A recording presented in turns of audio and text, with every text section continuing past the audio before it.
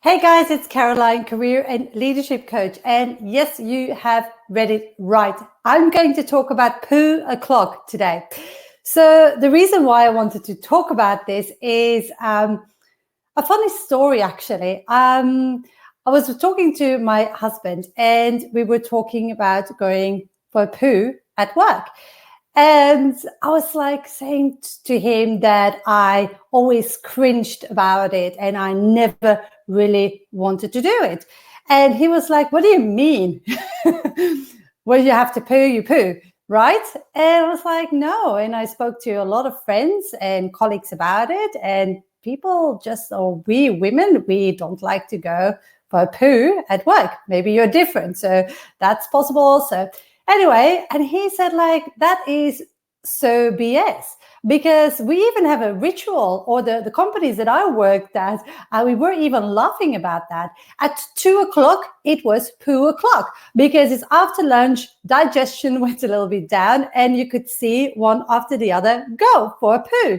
And so they had no shame in doing that. And I was like, well, so when I still was working in corporate, in a working environment, I would notice the same thing. And I was like, this is so related to a big difference between, maybe I'm generalizing here, but this is a difference between how men sometimes are feeling comfortable about something and women wouldn't actually do that, or like it would be then worst nightmare doing a poo at work. Anyway, so we were talking about that. And I think it's important to actually highlight that that is covering for something else that I really think is of the essence here. And that is that they have no problem stating with what they do. They have, it's not about no shame, because there is nothing to be ashamed about. They're non-apologetic. That's it. They're non-apologetic for who they are and what they do. And so, and this counts for men and women, but in a workplace, we are so often apologetic for things that who we are, what we do, our natural behaviors. It could be that you are labeled as being bossy because you take a stand and you want to you come up for what you believe in. It could be in an interview that you have to be non-apologetic because you need to be clear about who you are, what you can bring to the table. And again, a big difference that I can see between my male clients and my female clients is, and this is from my own personal experience, is that with females, I often see that they would undersell themselves and they would assume certain skills and experience.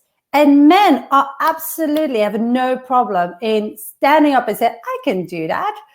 And research has indicated that the same job description can be shown to a woman, and they might, if they don't fit 110% of all the criteria, they wouldn't apply for the job. Whereas you have a man looking at the job and he said, I can do that, 70%, yeah, worth a shot, and go for it and be confident in their ability to not only like give that confidence to the other person, to actually show in an interview, on their resume, and later on to get that promotion, that is what they can achieve.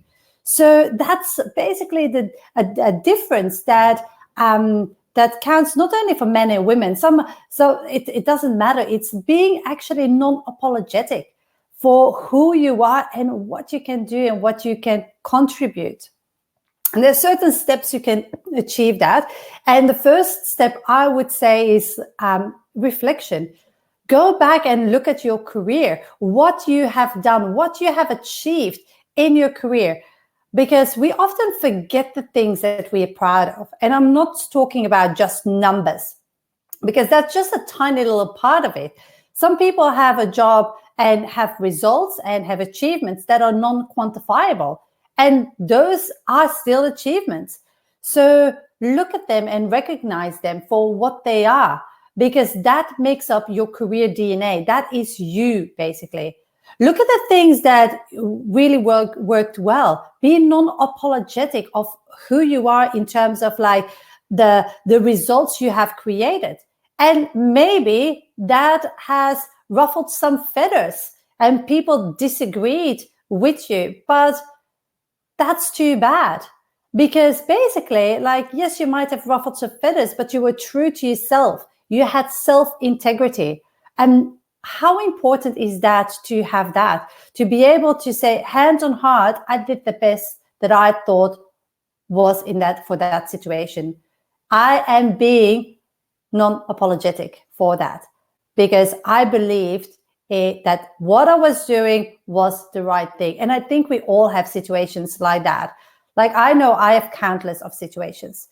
Like the jobs that I worked in, or my managers loved me, or they really almost hated me and they wanted me out of the business. And I was still the same person. They just rotated. One job, I had 3 general managers, and the other job had 4. So, like, of course, you're not going to align with everybody. And the worst thing you can do is actually hide behind the covers and not stand up for who you are. If you are a strong person, then that is your true color. Then you have to find an organization that's aligned with those values.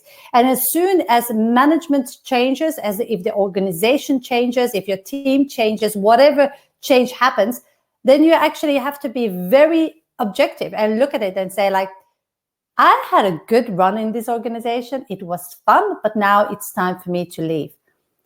And where I see people go wrong a lot of times is they're trying to fit in that mold and they try to hide their personality and they're bashing their head against the brick wall to actually force that to that they would suit. But the reality is, like, it is okay if something isn't aligned with you, if something doesn't work.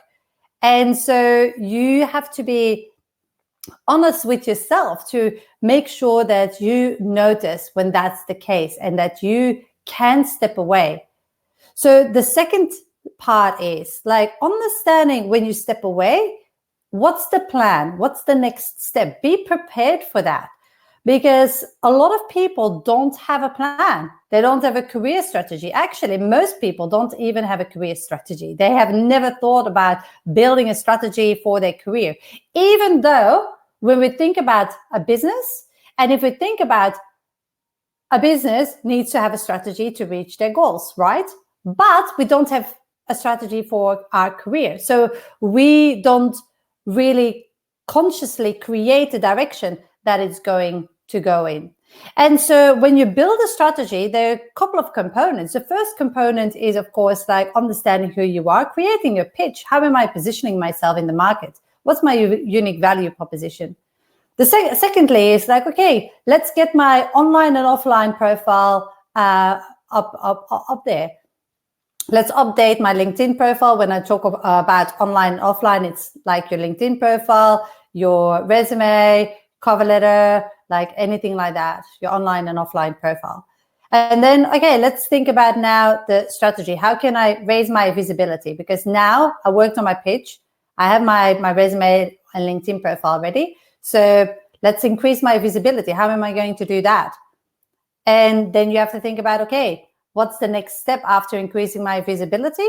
It's like, okay, interviewing. How am I going to really own my skills in that interview? How am I going to stand out?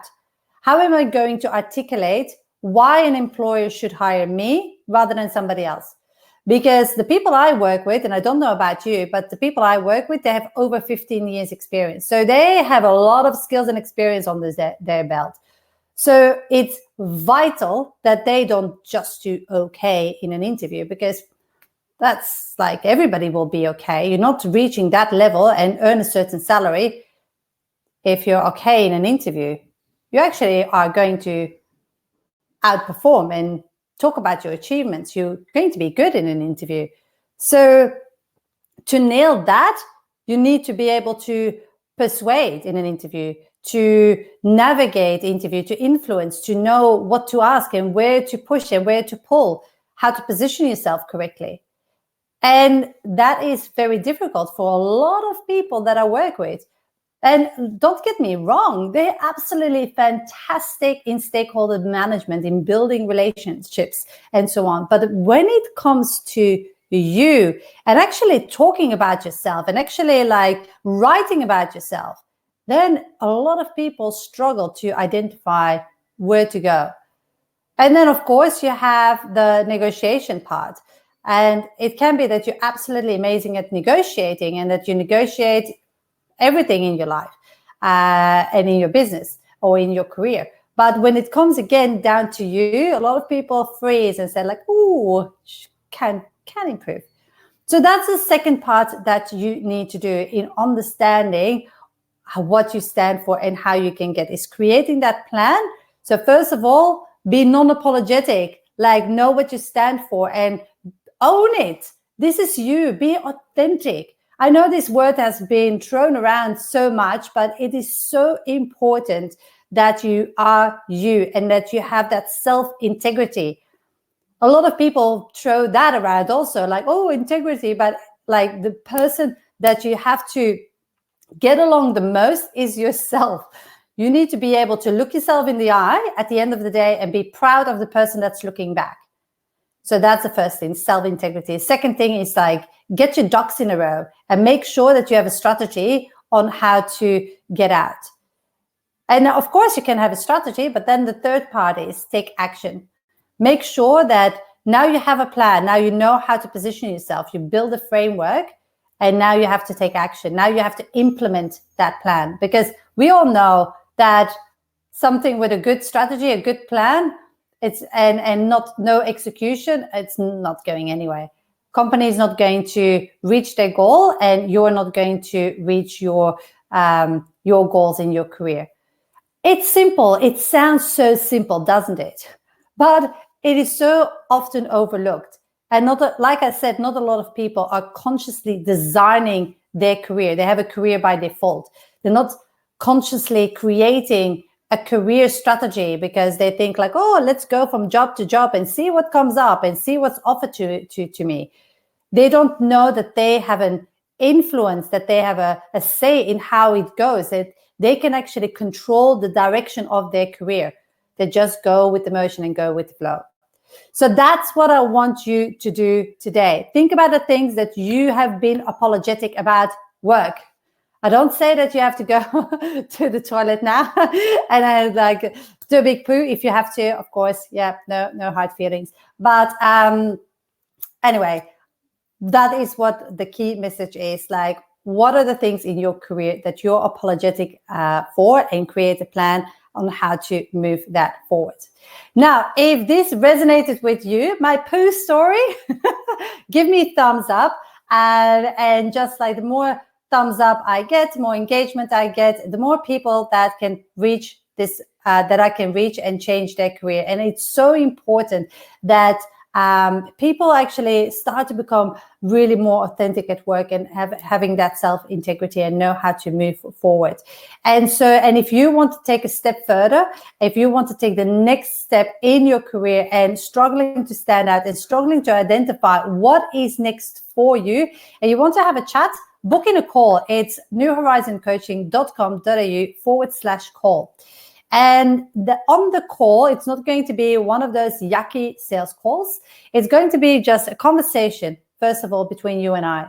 And a conversation is probably going to be the best 45 minutes you've ever spent on your career, other than your education. Because what we're going to do is I'm going to, first of all, discover what's really going on in your career, where you're at. I'm meeting you where you're at. Then I want to understand, okay, where do you want to be? In 12 months' time, in 6 months' time, right now, what is your plan? What's your big vision? And some people come on the call, they don't have that purpose, that vision, and I will help you get there. I had a call with my client now the other day, and just because of the talking, like she ended up and said like, okay, now I finally understand what I want. And she had been stuck for months. So that process on its own will give you clarity. The questions that I will ask, and basically like we will put it together so it makes sense to you. And then we identify the roadblocks. We talk about a little plan, a big picture plan on how you can get to your goal. And then at the end of the call, when you say like, Caroline, I want you to help me implement this plan. I'm happy to schedule in a call or happy to work with you if we are fit.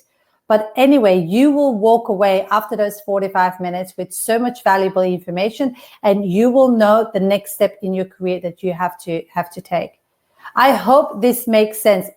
Lastly, what I want you to do, if we're not connected yet, connect with me on LinkedIn. You will be notified as soon as I go live, as soon as there is a video or an article that I post. And the more people I have in my network, the more people I can reach and the more careers I can help transform. So please connect with me on LinkedIn. Schedule a call if you want to take the next step in your career, and definitely give me thumbs up if you resonated with your message, with the message that I shared with you today. All right, thank you so much, and I will see you